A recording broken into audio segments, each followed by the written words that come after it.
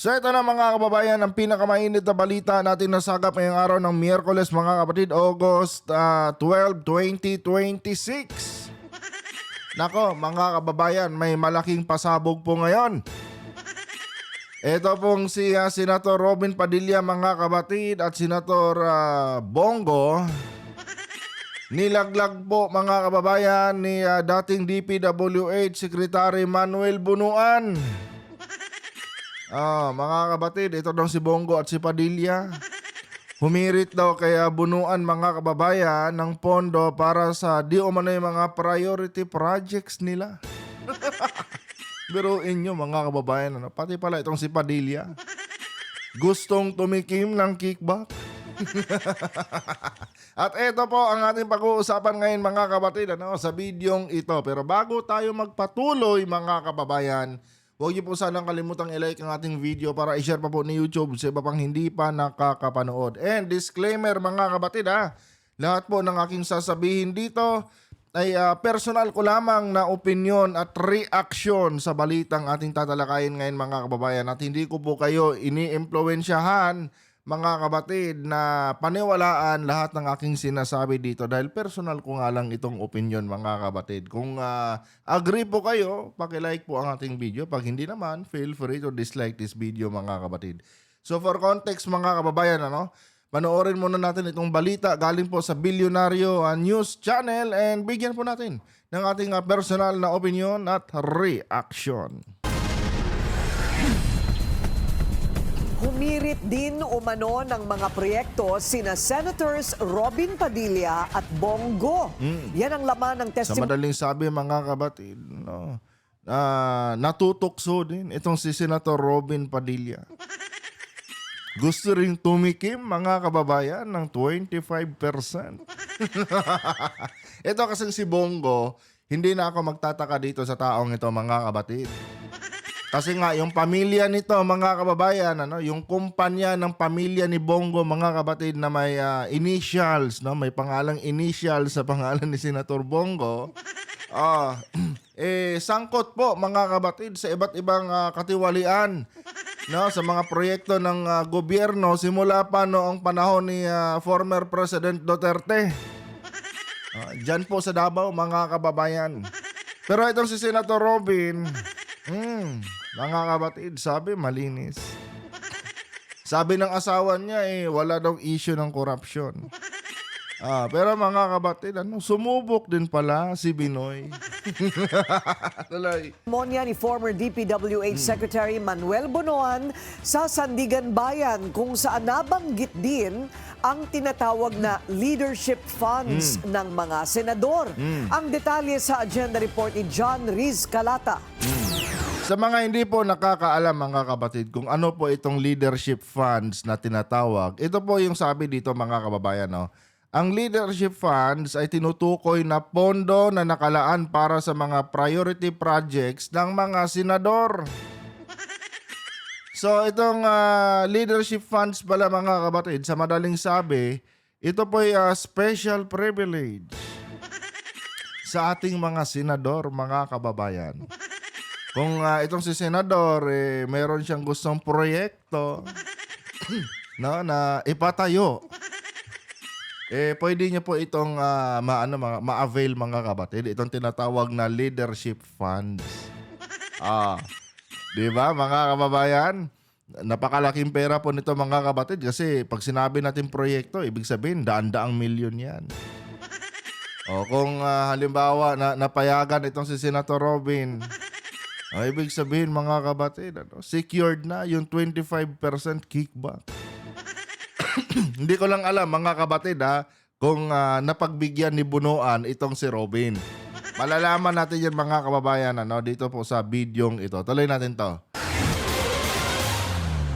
Natapos na ang prosekusyon sa pagpepresenta ng testigo sa kasong malversation ni former Senator Bong Revilla at Natapos na daw.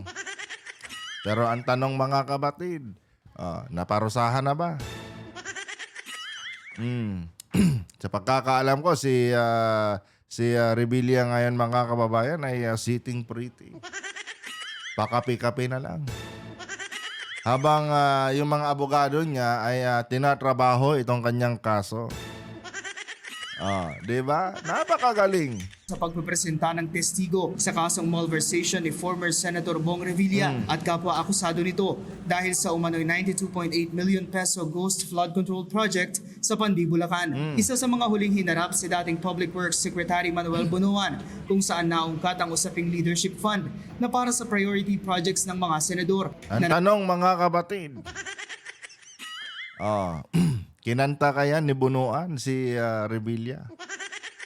Sa pagkakaalam ko mga kababayan, magkumpare pala yata ano ba yan? Magkumpare pala yata itong si Revilla mga kapatid at si Bunuan. Pati si Cabral.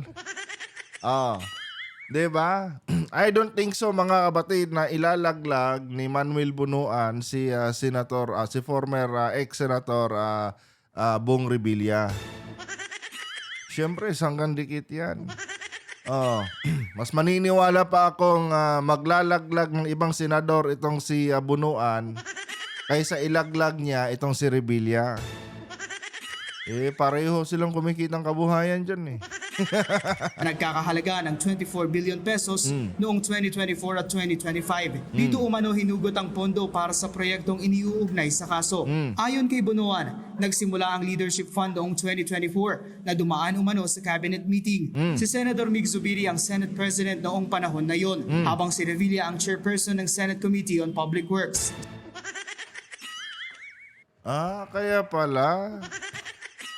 Kaya pala, isang hiling lang ni Revilla noon, bigay agad. Kasi nung time na yan, si Bunuan pa po, mga kababayan, 2024, si Bunuan pa po, mga kapatid, ang DPWH Secretary. And parang nagtutugma dito yung salaysay nila Bernardo, na kung saan, mga kapatid, bago daw matapos yung termino ni Revilla bilang senador, humirit daw ito ng proyekto sa DPWH. Nang sa ganun mga kababayan, meron po siyang magamit di umano sa kanyang kampanya noong midterm election. Dahil meron tayong tinatawag dito mga kapatid na leadership funds, ito nga po yung privilege na para sa mga senador. Siguro ito yung inavail mga kababayan ni Revilla. Ito yung nagkakahalaga ng 98 million na proyekto dyan sa Bulacan na nauwi sa ghost projects. Kaya naman pala mga kapatid. Tuloy natin to. Noong 2024 na dumaan umano sa cabinet meeting. Si Senator Mig Zubiri ang Senate President noong panahon na yon, habang si Revilla ang chairperson ng Senate Committee on Public Works. Nung panahon pala na yan mga kapatid, hawak ni Revilla din pala yung major committees. Kasi itong Public Works mga kapatid, isa po ito sa mga major committees dyan sa Senado. Napakadaling access sa pera mga kababayan. Si Zubiri daw ang may pasya sa kung magkano ang ilalaang pondo sa bawat senador. Nako, patay tayo dyan. Ibig sabihin mga kapatid, may alam din dito pala si Senator Mig Zubiri. Di ba? Talagang mahiwaga itong politika mga kapatid, Ngayon natin nalaman, ngayon lang natin nalaman mga kababayan, na meron palang special power itong si Senator Migs. Kasi during that time mga kababayan, Senate President pa po si Senator Migs. Kaya naman pala itong si Alan hindi maka-get over, hindi maka-move on mga kapatid sa nangyari sa kanya bilang Senate President. Na kung saan po puwersahang sinibak. Sorry. Persahang sinibak mga kapatid dahil sa kanyang pagmamalabis sa kanyang kapangyarihan. Kaya pala mga kababayan, hindi maka-move on si Alan dahil napaka makapangyarihan pala ng isang Senate President. Biruin mo, ikaw pala yung taga-approve. No? Ikaw pala yung taga-approve dito sa mga leadership funds na hinihingi ng iyong mga kasamahan. Ngayon, pwede mong i-hostage yan. Halimbawa, si Alan, mga kapatid, na mahilig bang hostage? Kung sakali mang nataon ito, no, sa panahon ni Alan Peter Cayetano na siya po ang Senate President, pwede niyang i-hostage, mga kapatid, no, yung mga tawag nito, flagship projects ng kanyang mga kasamahang senador. Pwede sabihin ni Cayetano na, sige, a-approvean ko yan, basta bigyan nyo ako ng 25% kickback dyan. Kasi nga, mga kababayan, pag Senate President ka pala, no, tapos pinag-usapan natin itong leadership funds na special privilege sa mga senador, malaki pala ang ginagampan ng katungkulan dito ng isang Senate President. Siguro marami pang plano to si Alan, mga kapatid. Diba? Marami pang plano to. Siguro hindi lang 6.7 billion yung gustong i-allocate nito sa kanyang tawag dyan, sa kanyang baluarte dyan sa Taguig. No? Siguro ang dami ng mga naiisip ni Cayetanong tawag to, proyekto nung naging Senate President siya. Siguro sabi ni Cayetano, sige, itong mga lugar na ito, lagyan natin lahat ito ng flood control projects. Pupundahan ko lahat ito. Tapos kukunan ko ng 33% kickback. Kaya nung nawala sa kanya yung kapangyarihan, mga kapatid, magpahanggang ngayon, mga kababayan, umiiyak pa rin si Cayetano. Alam niyo kung bakit?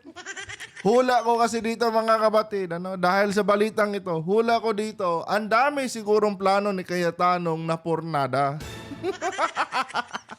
Na talagang masasabi nating bilyon-bilyon talaga yung kanyang kikitain sana. Sabi dito, mga kababayan, si Mig Zubiri daw, ang Senate President daw, mga kapatid, ang taga-approve. Ibig sabihin, mga kapatid, ganito kamakapangyarihan ng isang Senate President. Kaya naman pala, mga kababayan, gustong-gusto ni Cayetano. Works. Si Zubiri daw ang may pasya sa kung magkano ang ilalaang pondo sa bawat senador. Biruin nyo, si Zubiri ang taga-pasya. Taga-pirma. Ibig sabihin, mga kapatid, kung si Cayetano ang nasa katayuan ni Zubiri that time, mga kababayan, or kung halimbawa nangyari ito sa leadership ni Cayetano, talagang pwede palang pondohan ni Cayetano itong kanyang baluarte. Baka hindi lang 6.7 billion talaga, mga kapatid. Baka 100 billion talaga ang ibubuhos dyan ni Cayetano. Ayon nga sa kwento ni Lacson, mga kababayan, di ba? Yung mga city engineer nila at mga taga DPWH, mga kapatid, hawak sa liig ni Cayetano. So kung nagtuloy-tuloy, yung pagiging Senate President ni Cayetano, malamang sa alamang, mga kapatid, bubusugin talaga ni Cayetano yung kanyang bulsa. Di ba? Sigurado yan, mga kababayan. Paano ko nasabi yan, mga kapatid? Baka sabihin nyo, ikaw naman, Wantok PH, masyado kang mapanghusga. Diyan pa lang sa 6.7 billion niya, mga kapatid, na hindi po dumaan sa plenary session. At basta-basta na lang siningit ni Cayetano sa 2025 GAA. Diyan pa lang, makikita na natin, mga kababayan, na may masama siyang hangarin. Kasi, mga kapatid, yung budget na 6.7 billion last 2025, hindi po dumaan yun sa tamang debate. Walang amendments na dinaanan yun, mga kapatid. Basta na lang isiningit. Noong time na yun, mga kababayan, hindi pa siya Senate President. Pagpalagay nyo na lang na siya na yung Senate President, mga kapatid. Hindi pa siya Senate President, mga kapatid, pero nakapagsingit siya ng 6.7 billion. And nakapag-accumulate siya, mga kababayan, ng pondo na worth, magkano ba yun? 14 billion. Simula nung 2020 up to 2026. Nang hindi siya dumaan sa pagiging Senate President. Paano na lang, mga kapatid? No? Kung si Cayetano ang nakaupo nung time na ito. Baka hindi lang 14 billion. 100 billion na talaga, mga kababayan, yung ipapasok ni Cayetano. Diyan sa Taguig, ano? Grabe. Nakadalasan anya ay 500 million pesos ang minimum. 500 million pesos ang minimum. My goodness. Minimum pa lang, sobrang laki na. 500 million pesos, mga kapatid. Di ba? Talagang busog-lusog sana si Robin Padilla dito. Kung halimbawa lang, mga kababayan, napagbigyan siya ni Bunuan dito, nakaw. Senator Robin. Kaya nga lang ito si Robin kasi, mga kapatid, naniniwala naman ako, no, na hindi pa corrupt ito. Kasi nga, wala pa siyang karanasan pagdating sa mga bagay na yan eh. Pero eto, mga kapatid, pag nakatikim na yan ng pera galing sa kickback, nakaw. Mamimihasa yan, mga kababayan. Talagang hahanap-hanapin yan ni Senator Robin. Alam niyo itong kickback, mga kapatid. Ito, makwento ko lang sa inyo, kasi related din naman ito sa topic natin eh. Alam niyo kasi itong kickback, mga kababayan, para po kasi yung ipinagbabawal na droga. Na kapag natikman mo, no, talagang magigiyang ka. At hahanap-hanapin mo. Tingnan nyo si Rebilla, mga kapatid. Diba? Naghanap siya, no, ng mga proyekto, no, na pwedeng itayo ng sa pamamagitan ng DPWH.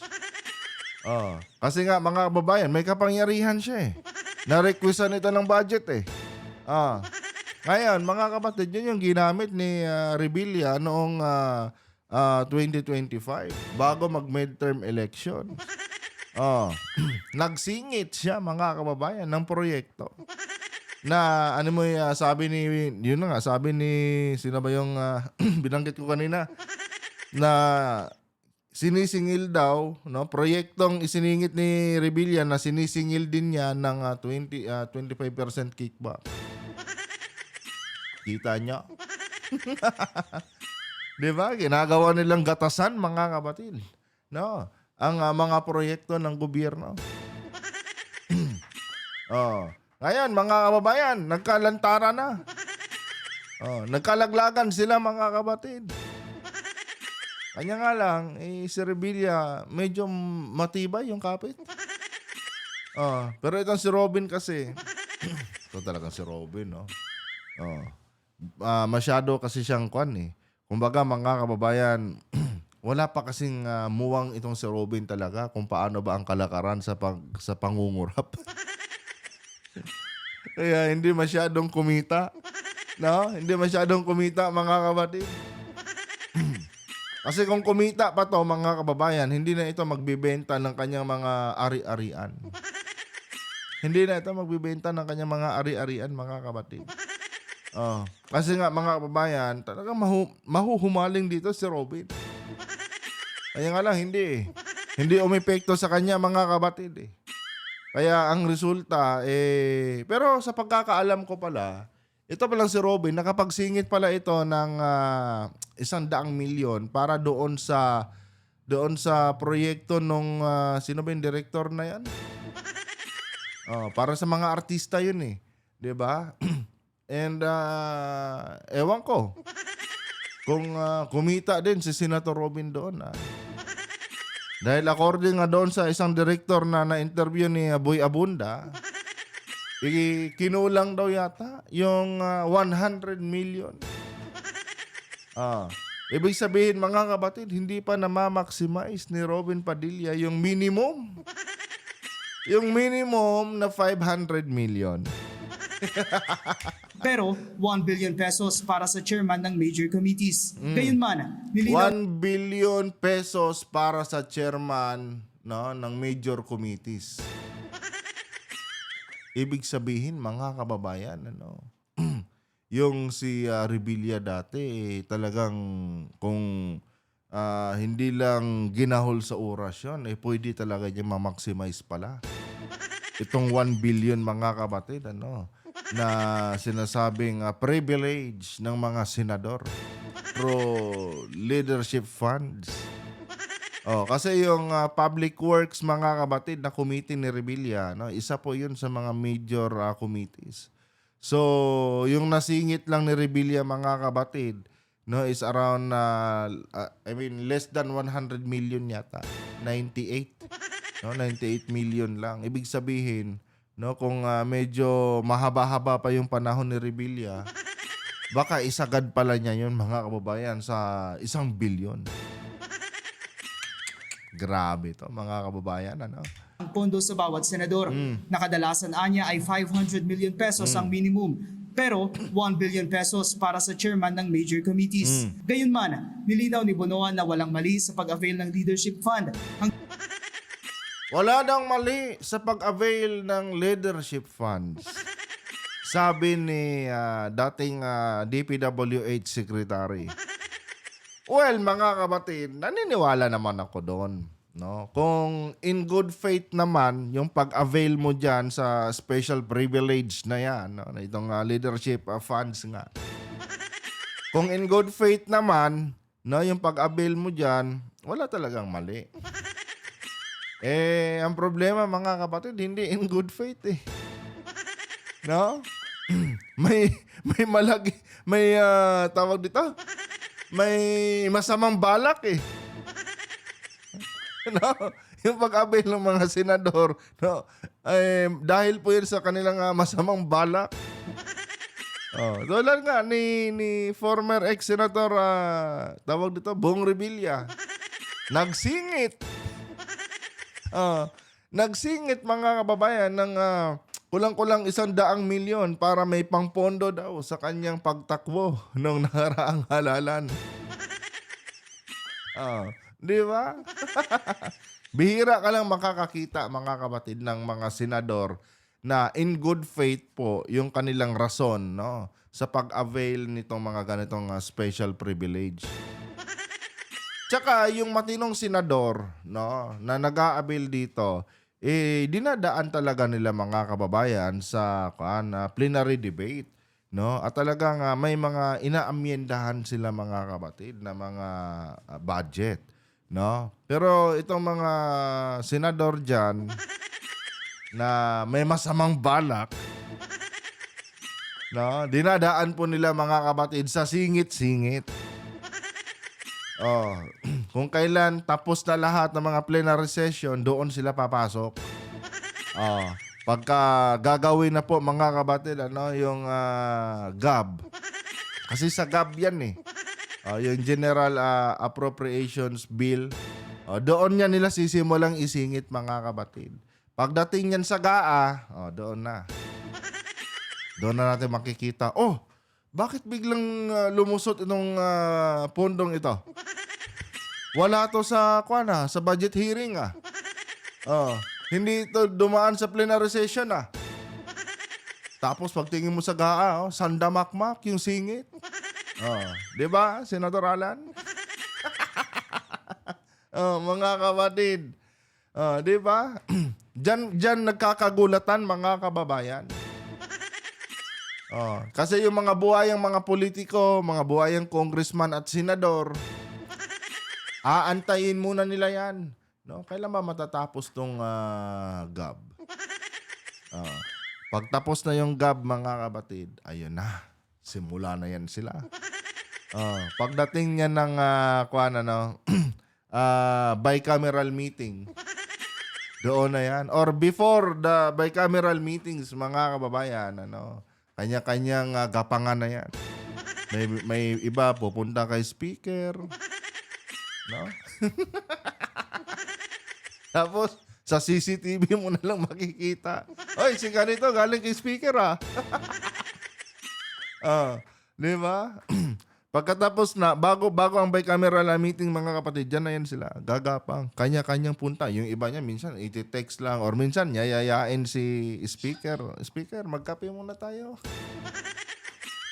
Oh, speaker, baka gusto mo ng, mag-relax. Oh, punta ka dito sa resort. Magkape tayo. Oh, doon na yan, mga kapatid. Speaker, baka pwede namang isingit mo to.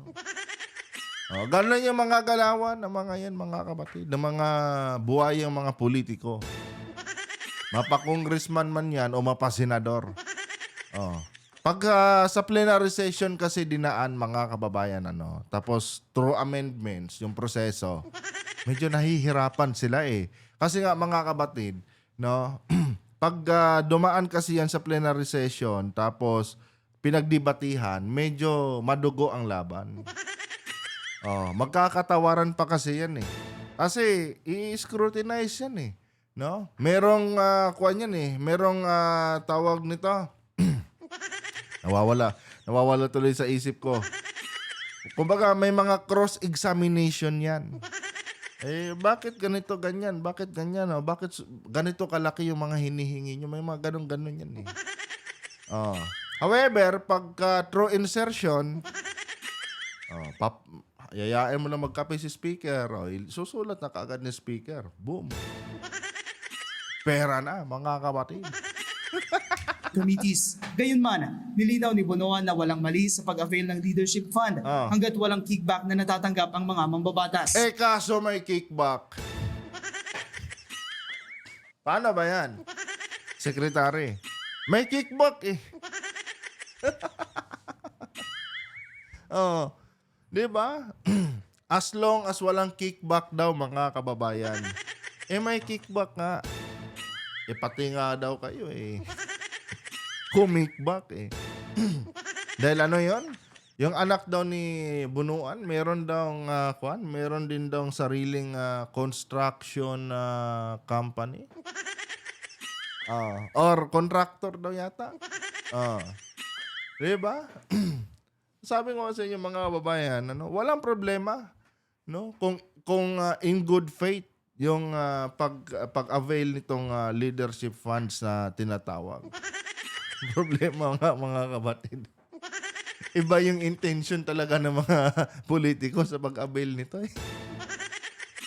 Inay ko po. Ibinunyag din ni Bonoan na bukod kina Revilla at Senador Jinggoy Estrada, Ito na, mga kapatid, pakinggan natin. nagsumite rin ng listahan ng infrastructure projects kay dating DPWH Undersecretary Roberto Bernardo, sina Senators Bongo at Robin Padilla. Talaga naman, no? Kaya pala siguro gigil itong si Revilla, mga kapatid, Kasi si Bongo, tignan si Bongo, mga kababayan, Narinig nyo bang si Bongo, narinig nyo ba, mga kapatid, na itong si Bongo, minamadali ang pagbabalik sa investigasyon sa flood control? Di ba hindi? Ako kasi, in my personal mga kapatid, never kong narinig si Bongo na minamadali niya ang pagbabalik sa investigasyon dito sa mga flood control projects. Pero itong si Robin, atat na atat, mga kapatid. Kaya pala atat na atat itong si Robin. Dahil baka tinablan ni Bunuan yung kanyang leadership funds na in-apply. Total, wala din naman akong nakuha dyan. Gigipitin ko kayo ngayon. Uusigin ko kayo ngayon. Pero siguro, mga kababayan, kung naaprobahan yung hiling nitong kumag na ito, hindi yan mag-iingay. Diba? Hindi yan mag-iingay, mga kapatid. Kanya nga lang, wala eh. Hindi siguro kumita. Kaya ngayon, ang ingay-ingay. Senador Jinggoy Estrada, nagsumite rin ng listahan ng infrastructure projects kay dating DPWH Undersecretary Roberto Bernardo, sina Senators Bongo at Robin Padilla. Ito si Bongo kasi talaga, magpahanggang ngayon yata, according kay Senator Trillanes, mga kapatid, unsolved pa. no, yung mga questionableng mga proyektong hinawakan ng kanyang ng kumpanya ng kanyang pamilya.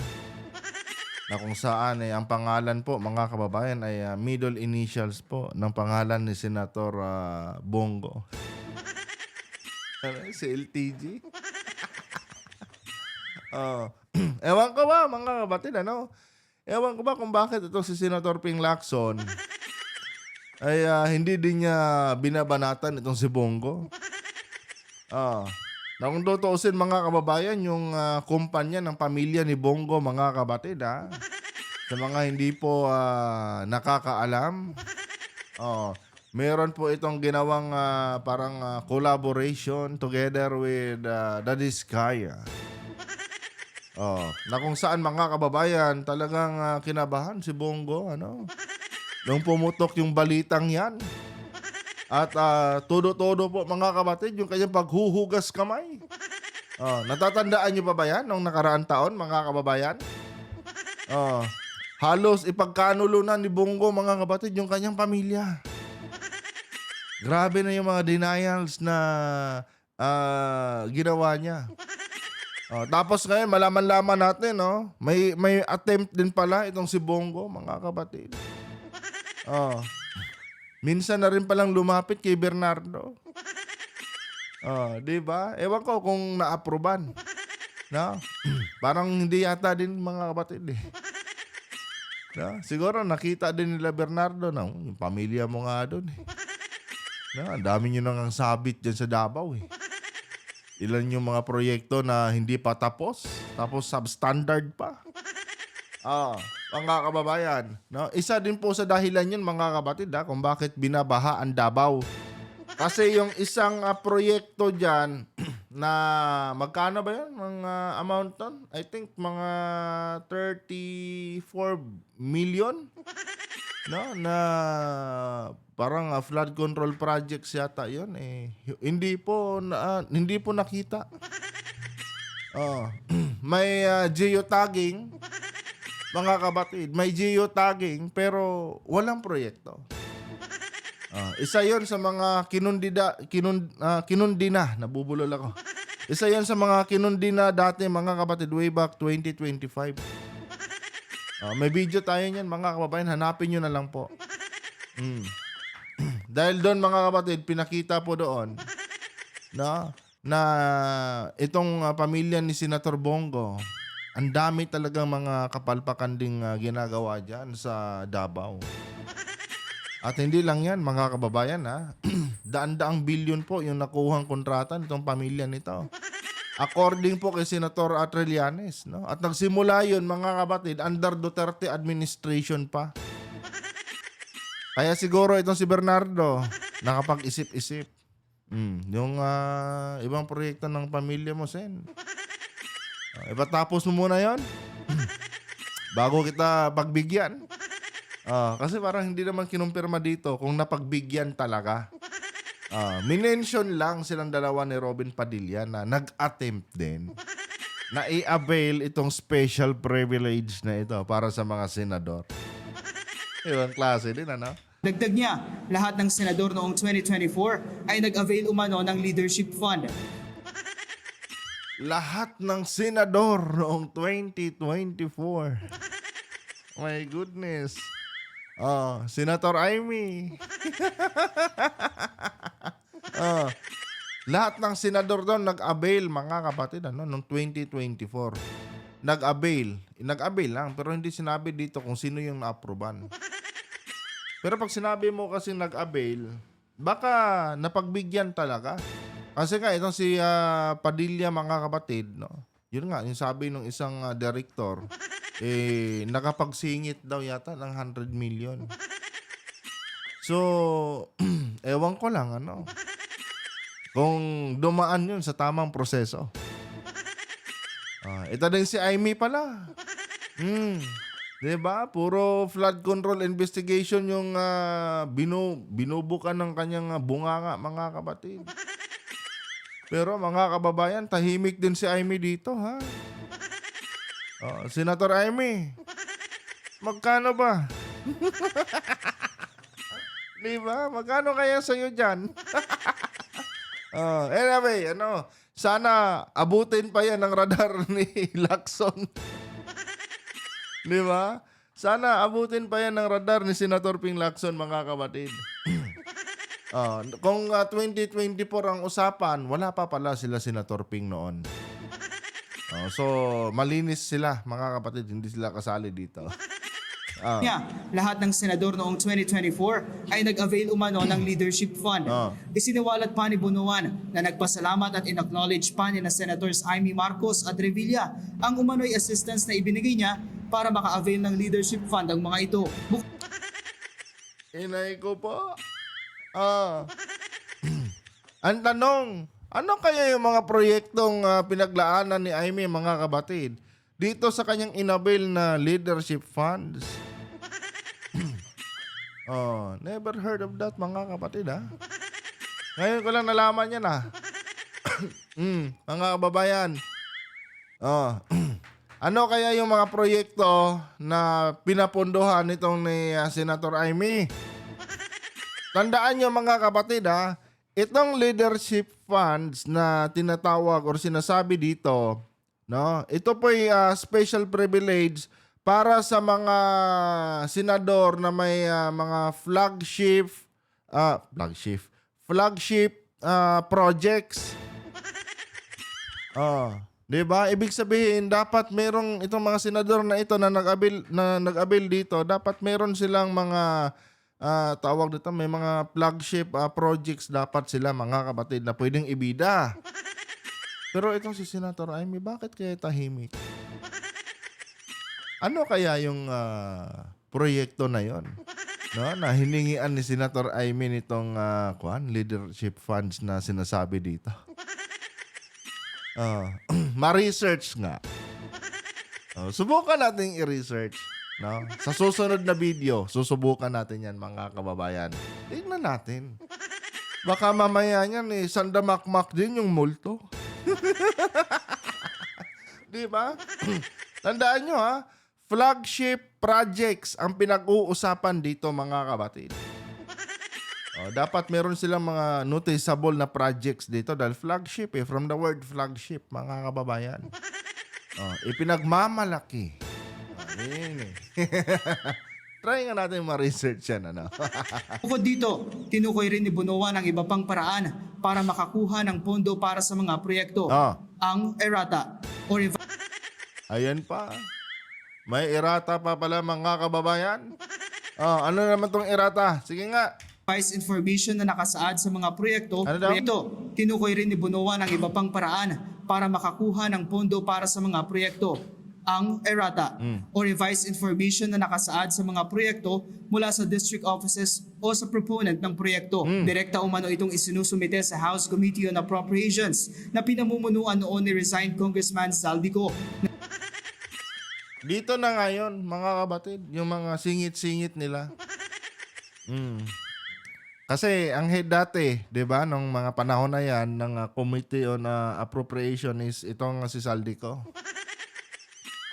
So diyan sila, no? Diyan sila bumibisita kay Zaldico. Kong. 'Di ba? Yung project ko doon, no? Bigyan mo naman ng pondo. 'Di ba, mga kapatid? Kaya itong si Zaldico, kaya nagtatago to eh. Kasi nga, mga kababayan, maraming alam ito. And sa pagkakaalam ko, minsan ko na rin na-vlog ito noon eh. Na kung saan, mga kabatid, parang tama nga, way back 2025 kung hindi ako nagkakamali. Na-vlog ko to noon eh, na kung saan, mga kababayan, sinabi nga, si Roque pala, oo, si Harry Roque pala ang nag-booking noon. Baka nga tama, ito yata yun, mga kabatid. Na kung saan, sabi ni Harry Roque, no, na ito daw si Zaldico, mga kabatid, suki daw ito ng mga senador. Di ba? Kasi parang ang nangyari doon, pagbibigyan sila ni Zaldico sa mga hinihingi nilang project, provided na ang magiging tawag dito contractor is si Saldico. Oh, balikan niyo yung mga video ko mga kapatid way back no mga November. Makikita niyo yun doon mga kababayan na kinanta ni Harry Roque. Yun yung pagkakatanda ko noon eh. Kinanta ni Harry Roque mga kapatid yung kalakaran ng mga senador dati, no, sa 19th Congress, no, and itong si Saldico. Yon, parang si Saldico yata taga-approve sa mga hinihingi nilang mga singit-singit na proyekto noon. No, pinapayagan sila ni Saldico provided na yung contractor is yung kumpanya nila Saldico. Nagtutugma mga kapatid yung kwento ni Bunuan dito doon sa kwento noon ni Harry Roque. Ibang klase din mga kababayan talaga, no?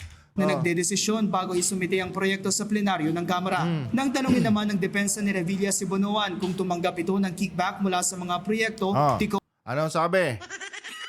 Nang tanungin daw mga kapatid, ng depensa ni Revilla, itong si Bunuan.